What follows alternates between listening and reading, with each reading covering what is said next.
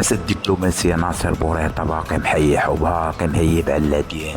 استقبال ممثلة العالية لشؤون الخارجية في الاتحاد الأوروبي واعتراف رسمي بالصحراء المغربية تحت الحكم الذاتي المغربي، وهذا اعتراف جديد من أوروبا. وكذلك يعني التنسيق من أجل ميثاق جديد للعلاقات بين المغرب وبين أوروبا. هذا كله راجع لخدمة السبع ناصر بوريطة تحت قيادة ديال صاحب الجلالة الملك محمد السادس، وبالرعاية ديال ولي العهد مولاي الحسن، وكذلك جميع المتداخلين الآخرين اللي كيشتغلوا سواء في الخفاء أو بالظاهر، كل من يساعد هذا البلد للتطور والنماء.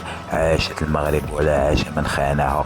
والآن يعني ناصر بوريطة كيجدد التأكيد عبر كثير من الدول كالإكوادور، كمصر، كمالي، وكثير كثير من الدول اللي أكدات وجدات الميثاق ديالها والتعبير ديالها على الوفاء ديالها والتعبير ديالها على الدعم ديالها للمغرب في الحكم الذاتي كخيار وحيد وأوحد. وهذا الشيء اللي كي متقبلوش الأعداء ديال الوحدة الترابية ديال المغرب.